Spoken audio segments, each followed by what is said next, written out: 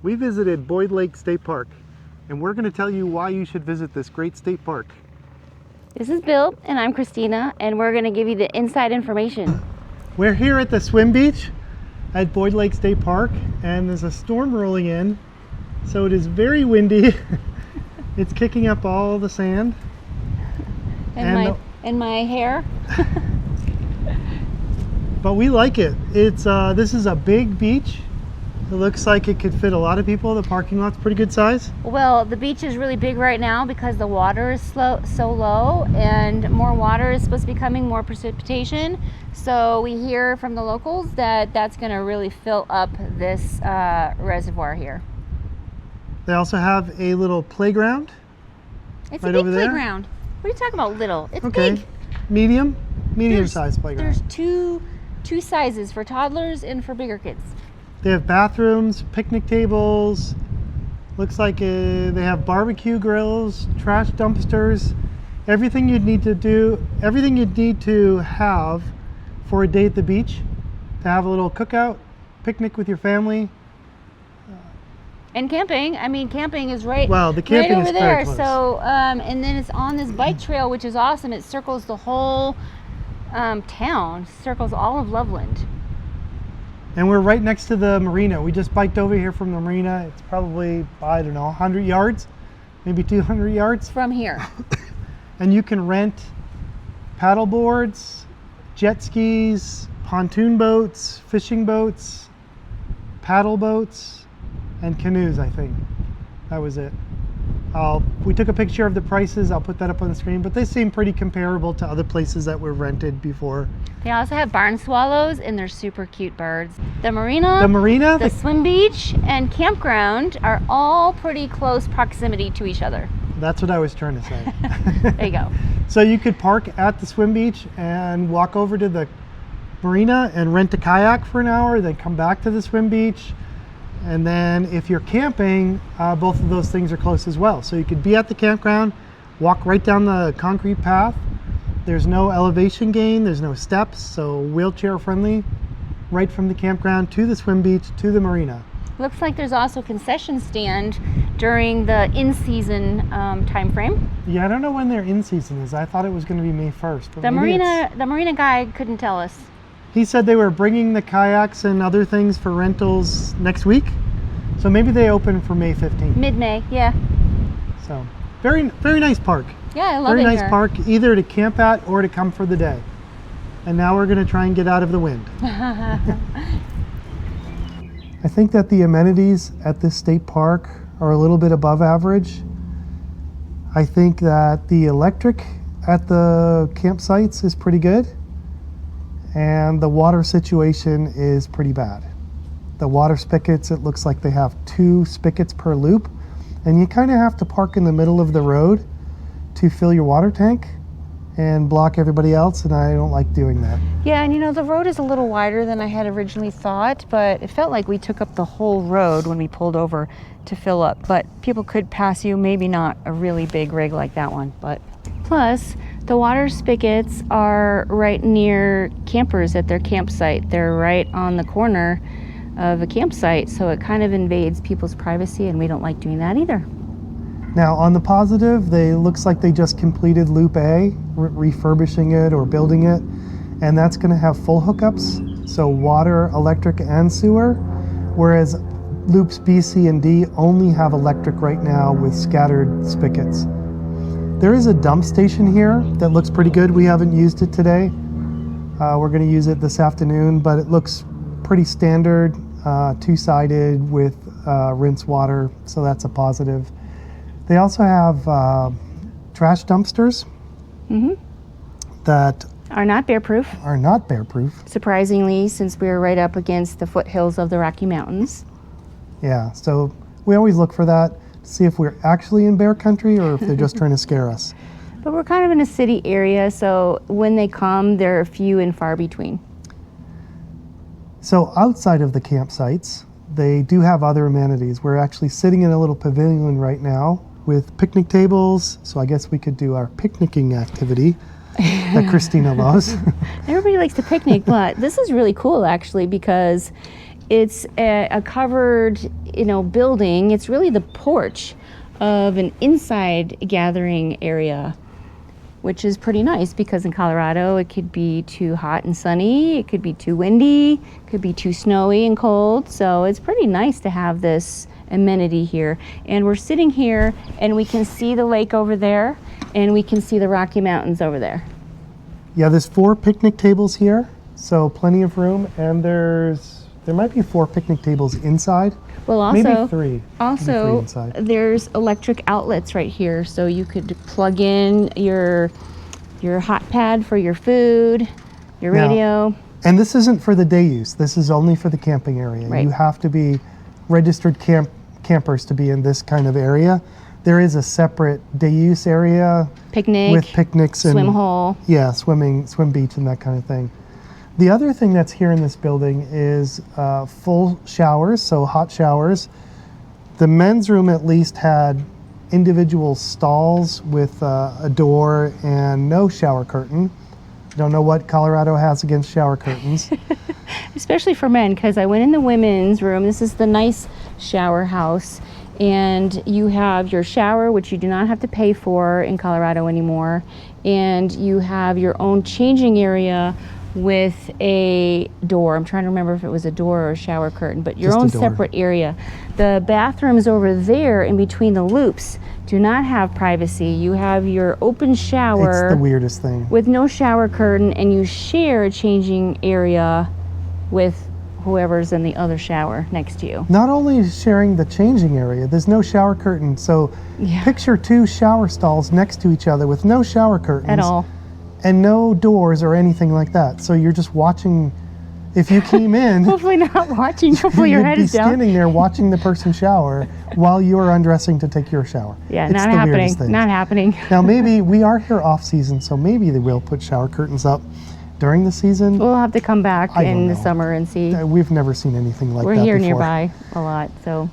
Also, but this building, they're nice. Yes. And we have separate. And they have flush toilets and. Well, I would say the other thing about the shower, I would say, is that there's no shower between the shower and the changing area. So I've never been anywhere where they didn't have a shower curtain and water didn't go everywhere on your stuff. So you're not going to want to put any of your stuff on the bench because there's no shower curtain to stop the water from getting everywhere. So you would think that that would make it below average for amenities, but what puts it just above average for us, they do have free hot showers, they do have water, they do have electricity, they do have a dump station. They do have a lake, they do have mountains. And they do have a washer and dryer. So they have 3 washers and 3 dryers, and the price was pretty reasonable. And they smell clean and they look clean. So given all of that, the fact that we don't really need much to camp with puts it above average for us. They also have a meadowlark. Can you hear the meadowlark? He's very happy. Compared to some other state park systems that might just give you electricity and nothing else, or up in Wyoming where we just were without a dump station, without water, those state parks are rough to be in for an extended period of time. So can I add something? You say it's above average, but I'm kind of surprised by that because I'm not really saying it's above average in terms of your campsite, because there's not a lot of privacy. They're kind of close together. There's not a lot of privacy at all, or any, between the sites. There's some trees which give you some shade, but nothing really blocking your neighbor from you. No bushes. Yep. We're back at Boy Lake State Park in Loop A to talk about the campsites here. We have stayed in, I think we stayed in Loop B a long time ago. We stayed at Loop C this year, and now Loop A. And Loop A just became available on May 1st this year. So when we first camped over there, in which loops? B and C. B and C, I'm guessing they are the older loops. This loop was not available at all. So we were walking around all these brand new sites, and they were landscaping and putting the electrical things in. We thought, oh, I wonder when they're going to open that. And it's pretty good now. So loops B, C, and D are all electric only sites. They do have water spigots scattered throughout those loops. And then Loop A is a combination of electric only and full hookup sites. So we are currently in one of the full hookup sites, and it has water, electric, and sewer. And that's about half the sites in the A-loop. And the sewers are really good. They're the perfect shallow, dippy kind of. You don't have to go over any hump or anything. They're pretty good. Yeah, they did a good job building out this loop. Now, we're here right after they built it, basically, or rebuilt it. And so the trees are just brand new. So there's not a lot of shade here. There's no shade. There's not a lot of shade. There's no shade. You do have a view of the lake, especially down, I think site number 212 is our favorite, because you do have a better view of the lake. And right by the paved trail. Yeah, there's a bike trail that runs around the lake, and you can access all it. around Loveland. And you can access that from the sites that are down closer to the lake. But it's not hard to get there from our site either. It's not far at all. So I think in a few years, A-loop will be great as the trees fill in. The grass is already filled in most of the sites. As a matter of fact, the grass is also, weeds are also filling in the gravel that they put in for the pads for the picnicking area. And the tent pads. Yeah, so I don't know if they're going to do anything about that, but... Good sites, mostly level. I wish they had made them a little bit more level, but we've had no problems here at any of the loops, A through D. Between the A loop and the B loop, there is a big shower house. We talked about that before, with bathrooms, flush toilets, laundry. In the loops between C and D, there is another little shower house with some flush toilets. Not as nice as the big shower house. Not nearly as nice. Yeah, and the common area, there's a common area with the laundry. Yeah. And then there's a little playground over there. In loop A, there's, I hate to say it, but not much to do. No, I'm kidding. There's just big open spaces between the sites. We're camping and picnicking. We find the spacing between the sites to be pretty good, right? Yeah. There's not a lot of screen because there's no trees yet, and that might come over time. It's not Florida with their big hedges between them. Well, it's also the way that they pave the area, I think. So even though, like, we're close to our neighbor right here, but because we're staggered a little bit, we can't see right, we don't look out our window and see the camper right next to us. Right, so if we're sitting in our campsite looking out from our passenger side, which is usually the side that has your chairs and things like that, we can see our picnic table and then a fire pit, and then the neighbors are probably, I don't know, 30 yards after that we're looking at. So you're not directly looking into somebody else's campsite. It's pretty good spacing, I'd say. We also didn't say what kind of pad or driveway we're on. Is that good point. Paved? Is it cement? This is concrete. Concrete. It's kind of half and half, isn't it? Yeah. Is it paved? So the it's first half asphalt, of it, asphalt.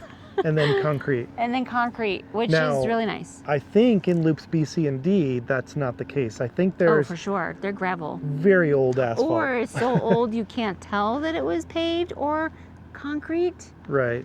Yeah. But those are probably more level than loop A, unfortunately. And we can talk about that loop because there are very mature trees over there. So you do get shade, you get a little bit more of a campy feel, more of a, not woodsy, but feel. Whereas it's hard to come by in Colorado to get trees by a lake. Usually there's hardly any trees. So and we're looking over towards nice. Loops B, C, and D that way. Yes. That's why we keep looking away. And I think they're big cottonwoods. So Probably. they're gonna let there's loose pine trees, their. though. See pine trees, so there's evergreens. They're gonna let loose their little cottonwood things. If you're allergic to cottonwood, then pay attention to when Whenever they those do come that. out because it's like snow. There's a lot that come out of those trees. But all of the sites here pretty much have a view of the lake that's behind us And the mountains on the other side. So when we were in site 276 last night here in A Loop, we could look out one side of our rig and see the mountains and look out the other side and see the lake. It was pretty nice. and you can also see the sunrise and the sunset. Yep. We're close to the city of Loveland here, so no problems with cell service. Aren't we directly in Loveland? Probably we're in the city proper, yeah. Yeah. But no problems with cell service, no problems with Starlink. Starlink works great here. We just have it mounted flat on our roof. No need to aim it for the Gen 3. There's a Walmart within 10 minutes, fast food within 10 minutes, Anything you want, a Home pretty much. Depot, auto mechanics, all that kind of stuff is right Hospital. Yep. here. It's a pretty good park. They do have a limit of 14 days for this, and then you could transfer down to St. Vrain State Park. Unless you're a camp host. Unless you're a camp host. St. Vrain State Park is down the street. Which we don't like nearly as much. No, I feel like that one's a little bit too close to the highway. Although it is a white noise kind of background noise, so if you have a fan going, you probably won't notice it. And there's lots of little ponds over there. Yeah, this one, even though I guess we're in the city of Loveland, we can't hear trains, traffic, or airplanes.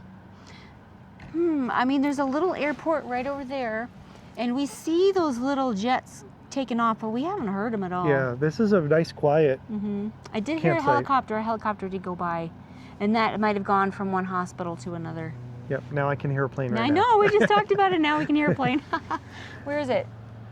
It's over there somewhere. This is very much a boating park. Yes. And it's evident by how many boat trailers people have in their sites here. How many tubes. And also very crowded on the weekends.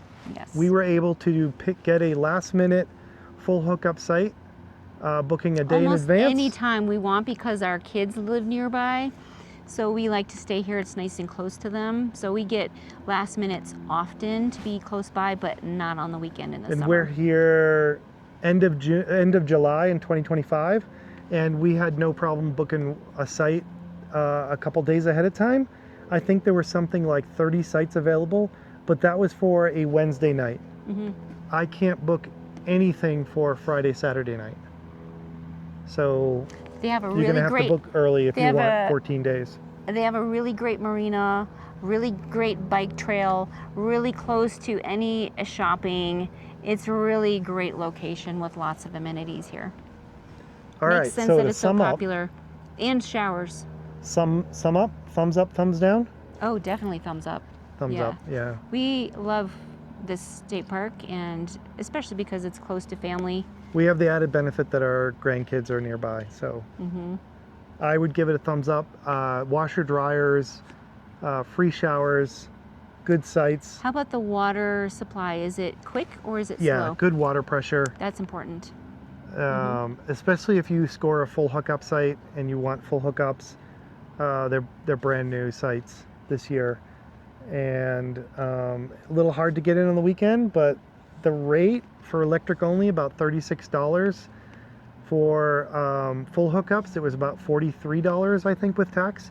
That is not including the $10 day use fee that you have to pay.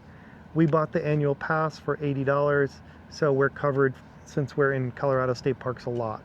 So some inside information for Colorado state parks in particular, a really good time to come when it's not so crowded is spring and fall.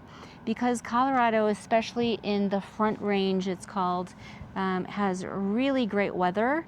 You could have some cold nights, but most of the time you're going to have a beautiful day and a cool night. So early spring and late fall is just fine. You're going to have some pretty good chances of beautiful weather with not a lot of people. Now, you might not want to be boating, but you could be boating. So end of spring and beginning of fall are really great seasons to come to avoid the crowds and still have a beautiful stay. Yeah, and along those lines, it is open year round. Yes. We have been here in the winter before, and we just plug in electric, and obviously the water would freeze if we tried to hook that up.